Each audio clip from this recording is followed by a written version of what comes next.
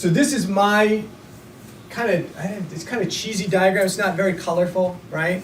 But this is kind of my interpretation of really what we see building off of Dr. Navio's work. And I think he just came out with another paper recently. Did anybody read that one? So he's got his cell danger response. It goes through phases. But this is what I really think we see in our patients is we have physical, chemical, emotional, microbial stress. That triggers our cell stress. That activates our cell danger response. And that cell danger response, that's that sick, our patients, you don't feel good, right? Anybody have a virus before? You feel crappy for 5 days? That's the cell danger response. You're hypothyroid at that point, cellular hypothyroid at that point. You have chronic inflammation, you're depressed. Why are you depressed? Because your body's trying to get rid of serotonin. And so if we can deal with that stress, the threat is addressed, and then we restore health. We're always kind of going through this cycle. This is kind of a normal ebb and flow that we should all kind of go through. The problem with some of us and many of our patients is the cell danger response never really shuts off, right? And so if that cell danger response becomes persistent, then that shifts us from this homeostatic regulating system to an allostatic regulating system, right? So we have to adapt to this stress load. And so we get a couple things that happen. We get allostasis, and that allostasis, that shift in regulating, changes how our GI function works. So is our GI function just dysfunctional, or has the GI physiology actually changed to adapt to the physical stress? If you've got chronic stress going on, do you need to put more food in the system? Or more in fight or flight, right? Not rest, digest. Thyroid physiology changes. And I look at thyroid physiology, I call it a spectrum disorder. Because initially it starts as a cellular event. You deactivate thyroid hormone locally to slow metabolism down. And if you don't get rid of that stress response, the next piece of that that's going to occur is that cell danger response results in the release of something called DAMPs and PAMPs. You guys heard that term? If you haven't read the paper, you'll understand what it is, but these are really signal molecules. They're DNA-associated proteins and pathogen-associated proteins to trigger to the immune system to say, hey, we got damage here. These are the guys you want to come clean up. And the good or bad news is that the thyroid gland is very sensitive and reactive to DAMPs and PAMPs. And when they start to pick up on those DAMPs and PAMPs, it triggers autoimmunity at the thyroid gland, something we call Hashimoto's. Is it a mistake? I don't think so. If you think about it, if I had a hose, right, and I want to change the nozzle, but I needed to, I don't want to walk over and pinch the hose for me, right? So I pinch the hose, I'm going to put the valve on, you'll pinch it, you'll hold it for me for a couple minutes, and then I'd let it go, right? But if I said to you, look, hold that hose like that, I'm going to take this end off. You know what, the one I got, I really don't like. I got to go to Home Depot. I may have to go to Lowe's, maybe Ace. Ace has got everything. Ace is the place, right? And so you're not going to stand there for an hour or two while I shop, right? What are you going to do?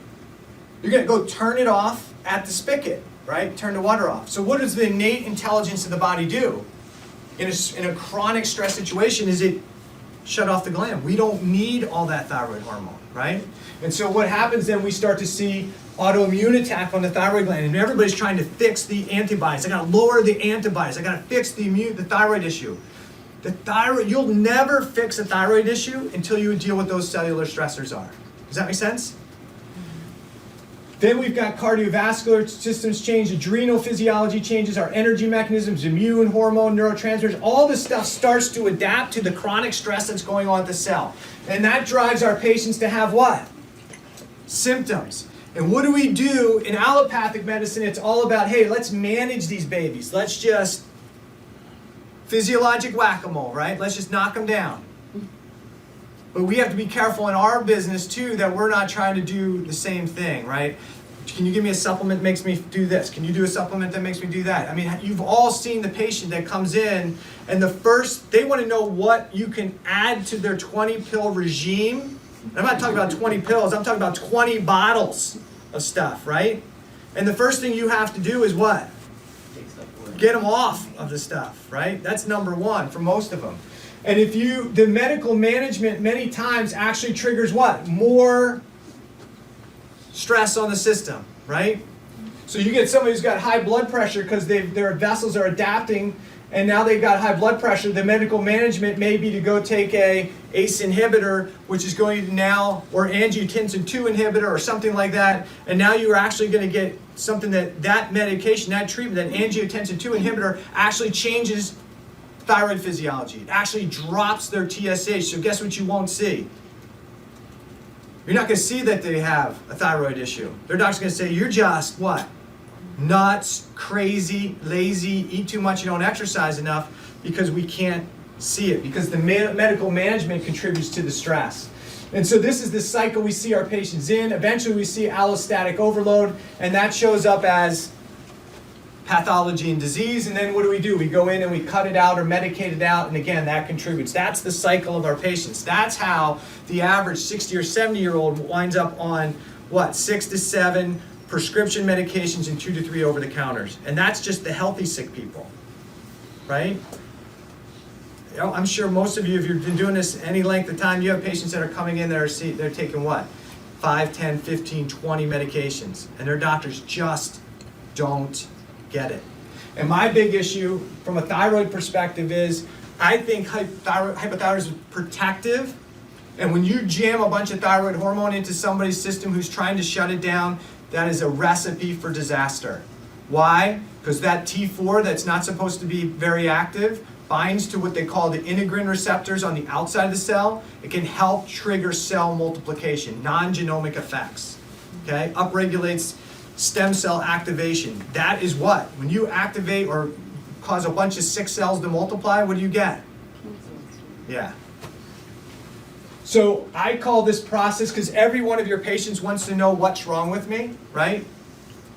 So I just call it this, multi-system adaptive disorder. I don't think it's a disease, right? I used to think it called it dysregulation, but it's not really, in most cases, it's not dysregulation. It's an adaptive disorder, right?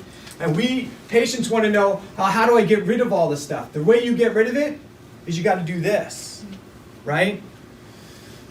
So, how to manage the chronic inflammation and oxidative stress. So we're back to this, because that whole process is driving, when you have all that stuff going on, what are you driving? Chronic inflammation, oxidative stress. Are those things the problem? Kind of, but it's kind of the body's protective mechanism. So how do we kind of manage this process? We have two choices. That's direct anti-inflammatory antioxidant response, or we could support the natural cell defense. And you can do both, but you got to be cautious and careful with both of these. So the problem with loading direct antioxidants and anti-inflammatories is that you're doing like a one-off, right? You're loading one process and not supporting the whole process. So like if you take SOD, you can catalyze superoxide, but now you've got a whole bunch of H2O2 that you got to deal with. Now do you have the ability to deal with that? Is that pathway open? You only pushed one pathway. If you take NAC, right, we want to take NAC, we'll support glutathione support, right? But if you take NAC, it actually inhibits something called Nrf2. Have you guys heard of Nrf2? That's the master regulator of antioxidation and detoxification in the body. So you're actually, by taking NAC, you may actually be inhibiting the body's natural innate way to detoxify, because Nrf2 turns on about 200 different genes that deal with antioxidation and detoxification. You want to shut that down? Probably not. Can we provide glutathione? Absolutely, you can provide glutathione. But if you take too much glutathione, it becomes what? It becomes a free radical in itself, right? And then you have to be able to recycle that. So then you need some vitamin C. But if you do high dose vitamin C to try and recycle it, then you can have to run the risk of causing some DNA damage, right? And then you can take a whole bunch of anti-inflammatories, and everything has a consequence and an unintended consequence. So I'm not a big try and push things heavy and hard. I think we just got to coax the body to help it out sometimes. So direct antioxidant and anti-inflammatory strategy, one of those things you can do, it can support, when you do those NSAIDs, you can actually support bacterial overgrowth. So now you have a patient who's taking lots of anti-inflammatories on a regular basis, and they go, I got chronic SIBO, I got chronic gut infection, I can't get rid of them. Maybe it's that anti-inflammatory antioxidant support they're taking every day. Should they be doing that? Maybe not. How about can be oxidant or pro-oxidant? We just talked about that. You can give something, but if you give something that's a antioxidant and then it gets used, it now becomes the pro-oxidant. It's the thing that has to then be recycled. Things have a hormetic effect. You've got to make sure you're not pushing harder than the body can manage it. It can hinder the natural anti-inflammatory, antioxidant pathways. We talked about that with NAC. The problem with a lot of the things that we take, they have low absorption and bioavailability. We'll talk about that in a second. And a lot of the things that we do can inhibit phase 2 and 2.5. Okay? Woo-woo, right? So phase 2 detoxification, right? Everybody knows it's phase 2. 2.5 is what Dr. Kelly coined, because you can do phase 1, right? Phase 2, but then you've got to get that stuff out of the liver, out of the hepatocytes and into the bile. That's 2.5. And some of the things that we do from an anti-inflammatory standpoint, if they're inhibiting Nrf2, they are inhibiting the clearance of those things out of the liver. So we have to be cautious. So chronic inhibition of ROS and inflammation reduces the innate cell protection, increases the risk of infection, reduces the appropriate repair and regeneration, reduces detoxification 2 and 2.5. That must be really important. That's why I put it in there twice, Kelly. And it reduces stem cell activation and function. Your stem cells, your repair regenerative mechanism of the body, right? Do you want to inhibit that? Not too much. So we got to find our sweet spot to create a little bit of stress in the body. We don't want to overload it. What are some really good ways to, in low level, increase oxidative stress? Again, it's not the sexy things, but it's the things you really want your patients to do that they don't want to do, right? Mild to moderate exercise is awesome for increasing mild amounts of reactive oxygen species. When you increase it, that exercise activates reactive oxygen species, increases Nrf2. And when you increase Nrf2, not only do you release a whole bunch of antioxidants and stimulate those genes that create those things, but you also then increase phase 2 detoxification. So that's important. So exercise helps you detox, right? Other thing that can help is calorie restriction, right? And most of us are trying to help our patients out. They don't need 5 small meals per day, right? They don't even need 3 meals per day, most of these people. Think about this. If they have cellular stress and their thyroid hormone is being deactivated locally, right? Do they need more food load at that point in time? They can't get it into the cell. Think about that. If they're in cell danger response, thyroid hormone is deactivated, they're going to have decreased glut transportation of glucose into the cell. They're insulin resistant. But their brain is still craving food, or their habit is to eat, but they don't have the metabolism to burn it. Okay? And so what did we tell them to do? Keep feeding the beast, right? Keep putting all that glucose into the system, 3 to 5 meals per day. You don't want your blood sugar to drop. And what did we really do? We created more illness and disease. We drive glucose that can't get into the cells down poor pathways that help feed sick cells. So here's a great slide. Here's our phytonutrients, foods that can activate Nrf2. This is our sulforaphane. Exercise increases the reactive oxygen species. I'm going to go through this in a sec, but when you have that reactive oxygen species, it separates what we call keep 1 from Nrf2. Nrf2 then enters into the nucleus, and that stimulates our antioxidants and our phase 2 detoxification processes. But if you take antioxidant supplements on a regular basis, you're inhibiting the ability to make that reactive oxygen species. You're calming that down. One of the worst things you can do, and I know people who do that, is they take those things right before they work out. Is that good? No. Because then they can't support the healing process, and then they also can't detox their body.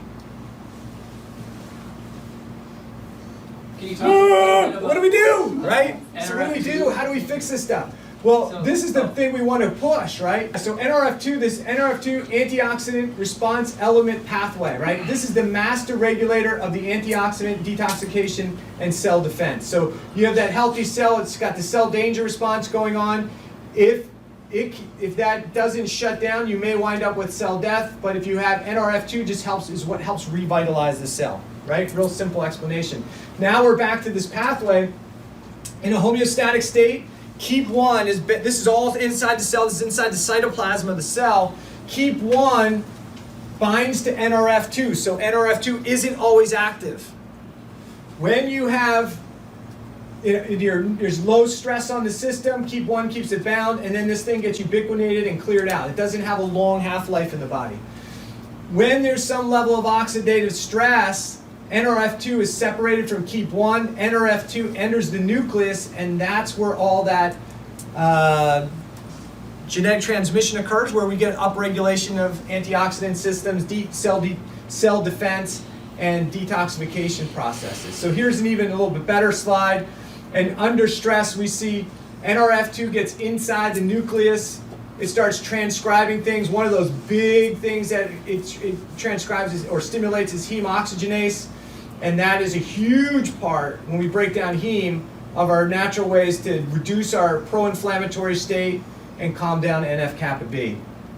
So this Nrf2 pathway, you don't have to understand all of the chemistry of this baby, but this is a key way to stimulate the natural, innate detoxification and control redox state inside your cells. So Nrf2 actions, these are just some of them. It increases your antioxidants, and not one of them, but all of them, and it helps turn on the recycling systems, right? It increases drug metabolizing proteins. Is that good? Absolutely. It increases the drug efflux pumps. It increases heat shock proteins, increases NADPH regenerative enzymes, increases growth factors and growth factors receptors, antagonizes NF-kappa B. NF-kappa B, everybody know what that is? That's the big driver of the inflammatory process, oxidative stress in the body. You drive up NF-kappa B, this now pushes out all your IL-6, all the other fun stuff that drives the inflammation, that drives the oxidative stress. So NF-kappa B, or Nrf2 actually antagonizes that. You get Nrf2 increases heavy metal binding proteins. Somebody was talking today about trying to bind up heavy metals and get them out of the system. Well, guess what? We have a system in place to do that. Let's just do a better job supporting it, right? How about increases ferritin and controls intracellular free iron? You guys understand the importance of free iron? Do you understand the difference between what ferritin really is? Does everybody really understand that? Because I didn't. In functional medicine, I was taught that ferritin should be somewhere between 90 and 100. Is anybody taught that? So ferritin is stored. It's your iron storage closet. Ferritin is a tissue protein. It is not a serum protein. That is important. So ferritin should not be in the serum. Or if it is, it should be in very low levels. Dr. Kell says it should be less than 20. Okay, I was taught 90 to 100 was good because it gives you an idea how much storage of iron, backup of iron, right? If ferritin is in your bloodstream, that means you have cell damage going on. And that ferritin then leaks out of the cell. And as soon as that ferritin hits the bloodstream, what they find is now apoferritin, which means it ain't got no iron on it anymore. So transferrin is what, when we're looking at serum iron, there's two irons that can be bound to transferrin, right? Ferritin molecule inside your cells can hold somewhere around 4,500 iron molecules. On average, they say it's about 1,100. But when it dumps out, you release all that free iron. Free iron is what? Damaging. Right? You put free iron outside, it's going to rust. You put free iron in the body, it's going to create oxidative stress. Very reactive. Okay? So the good thing about Nrf2, when Nrf2 is stimulated, it actually increases ferritin production inside your cells, which is great because as you increase ferritin production, you can then hoard the iron. So part of the process, and one of the things that creates chronic stress or cell danger response, in my opinion, has a lot to do with what we do. We talked about the different types of stress, but one of the biggest things from a dietary standpoint is we eat a ton of processed food in this country, right? And all the processed food we eat has a bunch of adulterated oils and fats in them. And when you eat those adulterated fats to the proportion you eat them, make up your cell membranes and your mitochondrial membranes.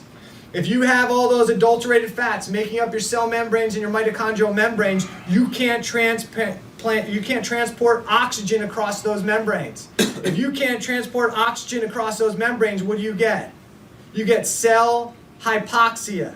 You have cell hypoxia that induces inflammation, oxidative stress. If you have cell hypoxia, can you run your electron transport chain? Can you make ATP? Nope. So now you have chronic oxidative stress, chronic inflammation, and when you shut down that electron transport chain of the mitochondria, the iron that's part of that electron transport chain becomes free iron. Free iron inside the cell then wakes up all your dormant bacteria, virus, organisms. So here's the deal. Do we get rid of the bacteria, the viruses, and all the organisms? What Cal and some others say is that their organisms are either alive, functionally dormant, or dead. The only reason that we have... So what happens is, the organisms are alive long enough, as long as there's free iron around, the organisms have a fuel source. As soon as the free iron goes away, the organisms go into a functionally dormant state. You have chronic stress, right? You got the cold sore virus, right? Chronic stress, tissue damage, free iron released, virus wakes up, 4 or 5 days, your body gets that under control, iron's bound up, virus goes away, right? Maybe it was the lysine you took. Or maybe the cellular intelligence knew what to do. So this is really, really important. If you haven't read Dr. Kell's work, I highly recommend you look that up and read his work. It increases PPAR, it increases itself, it increases VDR expression. Is that important? I know I did this for a while, just blasting people with vitamin D, right? That's another thing I can get off of my little high horse, but if you have sustained levels of 125 vitamin D, there's a lot of issues that go on there, right? So you have to assess vitamin D, right? You need RBC magnesium, because you need magnesium for almost every step of the vitamin D process. You need 25 OHD, and you need 125 OHD. And your numbers, you guys want me to talk about this? Yeah. So your numbers, you want to look at your 125, and you're in a healthy state. Your 125 vitamin D should be, or your 25 OHD should be 1.3 times, right around there, higher than your 125 OHD. 25 is the inactive form, 125 is the active form. If you have the 125 activated, you probably have some type of chronic stress, chronic infection going on. Do you want to support that person with more vitamin D? You really don't. Because if you have long-term 125D upregulation, it's shown to cause bone demineralization. Not good, right? What's every female looking to support, right? You got to take calcium because your vitamin D, your bone density, right? So meanwhile, they've only looked at her 25 OHDs. Nobody's looked at the 125 OHD. But bacteria and organisms have the ability to deactivate VDR. Is that a problem? Vitamin D and binding to VDR is how you stimulate your immune system and so many things at vitamin D. And the bacteria have figured out how to shut this puppy down. Not such a good thing. And Nrf2 increases this HBD2, which is a natural antimicrobial in the GI tract. Human defensins B, I think it is, right? And so when this is also stimulated by our good friend bile, right? But Nrf2 helps upregulate that. That's your natural antimicrobial effect. So if Nrf2 is being suppressed, you lose antimicrobial support in the gut.